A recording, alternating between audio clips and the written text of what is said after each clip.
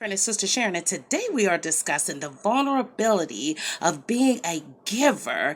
Oh, beloved, if you are a naturally given person by default, especially if you are filled with the Spirit of Christ, oh, friend, you could be very vulnerable, mostly in these two areas of personal relationships with the opposite sex.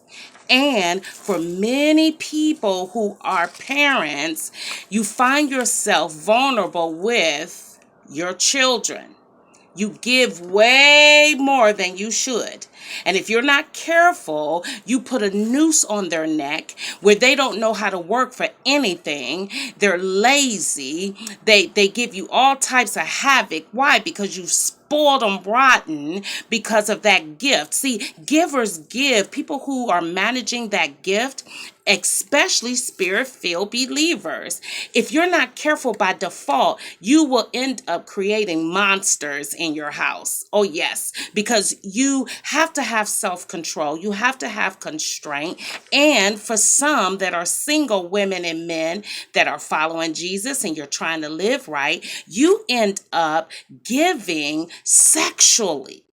Oh, yes. All that person got to do is spend enough time and validate you just a little bit. And that giver by default wants to give that person everything. And this is where some people end up in that trap of fornication, because you need to identify that the fear of the Lord causes us to turn from sin. But you have to do self examination so that you are not finding yourself in these vulnerable positions that could cost you your eternal salvation, because all fornicators will be cast into the lake of fire. Beloved, if you and I, anyone that loves Jesus, does not get your loins under control, you're not going to go to heaven. You will be sent to hell. And see, what one of the major deceptions right now is that many people think that they could keep living any kind of way and they're going to heaven.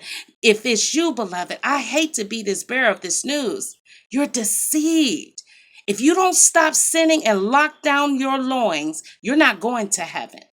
So what my endeavor in this quick exhortation is to show us 5 areas of vulnerability, because givers also have a tendency to overlook taking care of yourself.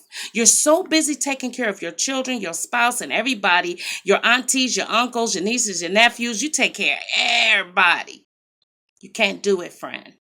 The scriptures teach us through Jesus in Matthew chapter 22 and 40. Jesus said that the two greatest commandments was to love God with all our heart, mind, soul, and strength, and our neighbor as ourselves. So the order is God, and then I got to love me. I have to take care of me. And one of the things that's happening, and let me just give the singles real quick before I give you the 5 areas that you want to be very careful of vulnerability.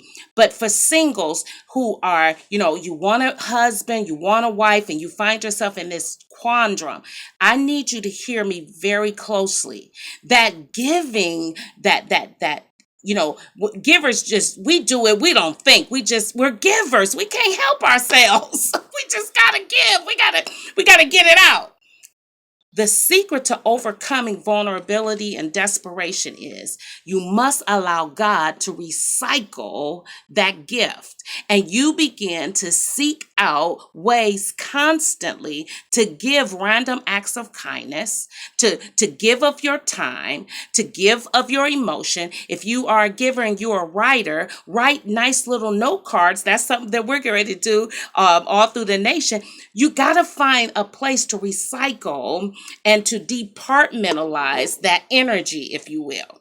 You got to find somewhere to put this propensity so that you're not vulnerable to people and sexual sin. And I am a witness, friend. When you get busy for the Lord and you are focused, you don't have time to be thinking about a man, or you ain't got time for that, because you have recycled that giving spirit to work in the fields for God. So for you singles that keep falling into, I'm just lonely, I want a man, I want a woman. No, get busy and do the work of God. Oh, friend, you got to find it and go for it with your whole heart. Otherwise, you risk people continuing to trample and tear your heart. Oh, yes, friend. Because when you really just want to give all this love and all this attention and all this whatever you want to give, you are vulnerable to getting that heart trampled. So we got to pull it together. Amen. We got to get some boundaries set. And we have to know that right now you should be content as a single. Amen. And there's so much distress right now in America. There is plenty work to do. Ask and you shall find the answer. What shall I do for your glory, God? He said, if you ask, seek, and knock, the door will be open. Go asking, go seeking, and go knocking. Amen. So let's look at 5 areas very quickly that makes a giver vulnerable. Givers are usually never takers. They give more than they receive in a relationship. But you have to have boundaries that if you keep giving more than you're receiving back out of that relationship, you will end up being walked all over, friend. You must have boundaries and you must have self-constraint and self-control.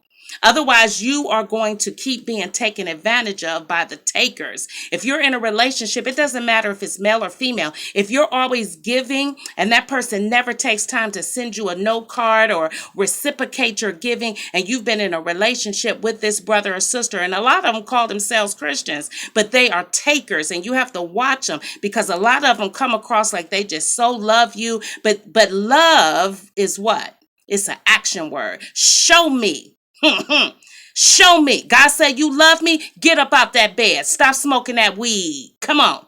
Talk about you love God. You don't love him till you show him. When you put them cigarettes down and your 40 ounces and all your turning up and all your little provocative, y'all know, y'all ladies know what you keep doing. You say you love Jesus, but you won't take off your yoga pants and your spandex and all them tight clothes and all your scandal sandals. You're not in love.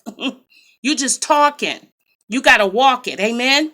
So for the givers, you must be careful. If you keep feeding the taker, they're going to keep taking.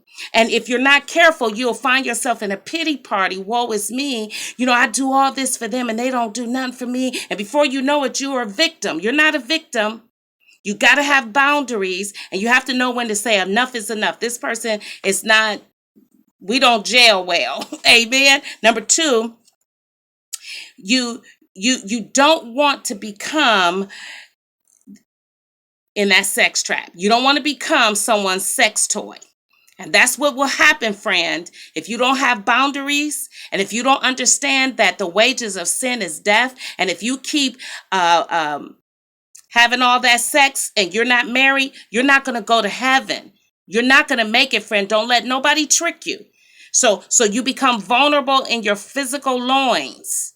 You say no. And get your mind on things above. Get your mind on ministry. You ain't got, some people, I'm horny. No, because you're not busy.